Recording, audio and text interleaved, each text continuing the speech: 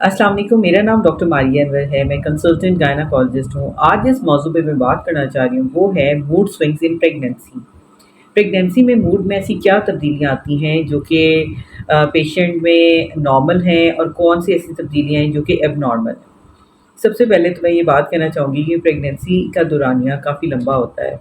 एक female patient को 9 महीने के लिए एक ड्यूरेशन से गुज़रना पड़ता है, जिसमें उसमें बहुत सारी हार्मोनल तब्दीलियाँ आ रही होती हैं, बॉडी में चेंजेज़ आती हैं, जिसकी वजह से मूड में, बिहेवियर में तब्दीलियाँ आना एक नॉर्मल सी बात है। लेकिन वो कौन-सी तब्दीलियाँ हैं जिनको हम नॉर्मल में कंसीडर करेंगे? सबसे पहली बात तो ये है कि प्रेगनेंसी में कई पेशेंट्स में चिड़चिड़ापन आ जाता है। वजह ये होती है कि उनमें प्रोजेस्टेरॉन हार्मोन ज़्यादा रिलीज़ होता है, जिसकी वजह से जिस्म जो है वो सूजता जाता है। पानी जो है वो ज़्यादा मतलब बॉडी जो है वो स्टोर करती है, जिसकी वजह से जिस्म में थकावट महसूस होती है, और थकावट की वजह से फ़ीमेल जो है ज़ाहिर-सी बात है उसमें चिड़चिड़ापन आ जाता है, गुस्से की कैफ़ियत रहती है और उसको नींद सी आई जाती है। तो ये नॉर्मल में कंसीडर किया जाता है।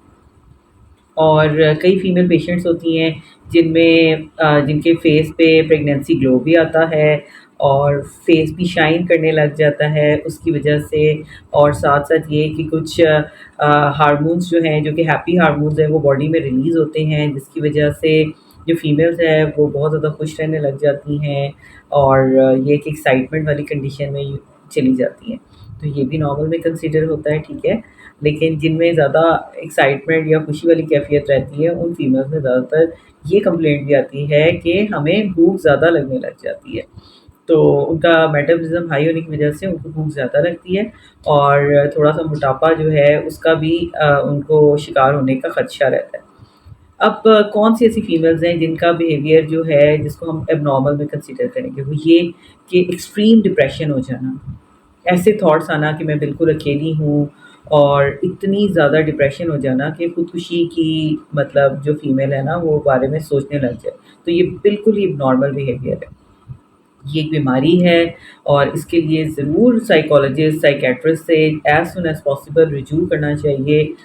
सबसे इम्पोर्टेंट चीज़ जो मैं यही कहूँगी कि फ़ीमेल को पार्टनर की सपोर्ट की बहुत ज़्यादा ज़रूरत होती है।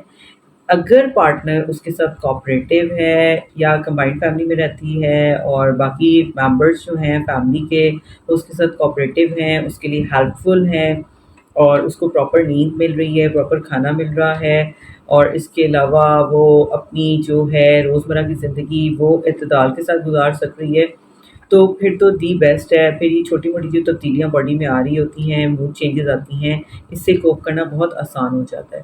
लेकिन अगर एक्सट्रीम कंडीशंस की तरफ फीमेल जा रही है, तो उसको फ़ौरन डिटेक्ट करके उसे साइकियाट्रिस्ट या साइकोलॉजिस्ट के पास लेके जाएँ, ताकि उसकी बीमारी की टाइम पे तशख़ीस हो सके। और उसके अलावा ये कि उसको अगर कोई अद्वियात की भी ज़रूरत है, तो टाइम पे वो स्टार्ट की जा सके। कुछ फीमेल्स ऐसी होती हैं कि जैसे ही बच्चा पैदा होता है, तो उसके 2 से 3 दिन के बाद उनको रोना आने लग जाता है। इसे पोस्टपार्टम ब्लूज़ भी कहते हैं, जो कि 1 हफ़्ते में सेटल हो जाता है। उनको यकदम स्ट्रेस में आ जाती हैं, बच्चे की वज़ह से उनकी बॉडी में आपको पता है कई पहले तब्दीलियाँ आई होती हैं, बाद में आती है बच्चे को फ़ीड कराना, नींद का ना पूरा होना, मज़ीद थकावट में इज़ाफ़ा होना, ज़िम्मेदारी का बढ़ जाना, तो उसको कोप नहीं कर सकती। लेकिन अगर हफ़्ते के अंदर ये चीज़ें सेटल हो जाएँ, तो फिर तो ये कोई इतनी परेशान कुन बात नहीं है। लेकिन अगर एक्सट्रीम की तरफ जाएँ, जैसे पागलपन का दौरा जिसे आम लफ्ज़ों में कहते हैं, ऐसा पड़ने लग जाए, या इतना ज़्यादा मतलब डिप्रेशन में चली जाएँ कि अपने आप को हर्ट करने की नौबत आ जाए, या बच्चे को नुकसान पहुँचाने की, तो उसको भी टाइमली डिटेक्ट करके साइकोलॉजिस्ट या साइकियाट्रिस्ट से राब्ता कर लेना चाहिए। उम्मीद है कि आपको मेरी बात समझ आ गई होगी, और आप मज़ीद वीडियोज़ देखने के लिए चैनल को सब्सक्राइब करेंगे। Thank you very much.